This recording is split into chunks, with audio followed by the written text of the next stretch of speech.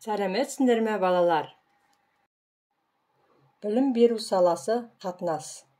Оқу қызметі көркем әдебиет. Тақырыбы тазалық пен ұқыптылық. Мақсаты балаларды тазалыққа, ұқыптылыққа үйрету, өздерін ұқыпты, тәрбиелі ұстай білуге тәрбиелеу, тазалық құралдары туралы айтып, оларды пайдалана білуге үйрету. Шаттық шеңбері. Сылдырлайды сылдыр су, мөлдір суға қолыңды жу. Жуынсаң сен әрдайым, әппақ бетің маңдайың. Балалар, енді бейне баянға назар аударайық. Сондай-ақ, тазалық сақтау өте маңызды екенін естен шығаруға болмайды.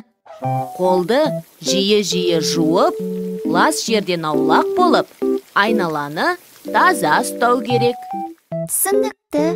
Денсаулығымыздың мықты болуы көп жағдайда өзімізге байланысты екен ғой.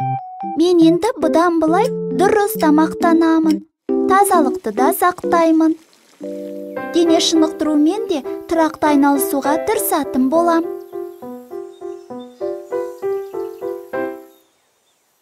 Дұрыс, Дана. Сурет бойынша әңгімеле. Қыз балаға сабын, сүлгі не үшін қажет? Бала не істеп жүр? Таза, ұқыпты болып жүретін балаға қалай қарайсың? Бірге жаттайық. Дос бол сабын, сумен сен, жиі-жиі жуын сен. Таңертеңде, кештеде, жуын күндіз түстеде. Жуын тамақ алдында, жуын тамақ соңында, жуын жатар алдында, жуын тұрған мезгілде. Су мен сабын бір жолдас, жоймас олар кір болмас. Балалар, енді бойымызды сергітіп алайық. Қолға сабын алып, мөлдір суға салып, жу керек жиі, ақ көбекке малып. Жасыл қызыл ағын, қолдан әбер бәрін, жуынғанда дәйім, қолда тұрсын сабын. Қиын емес дымда, тазалық бар мұңда, таңда түсте кеште, қол жуудан тыңба.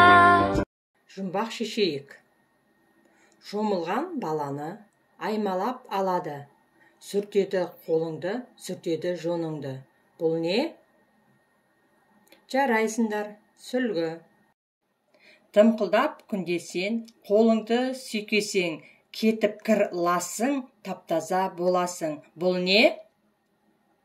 Жарайсыңдар, сабын. Балалар, тазалық құралдарын есте сақтайық. Сабын, сүлгі, тарақ, тіс пастасы, сусабын, айна, тіс щеткасы.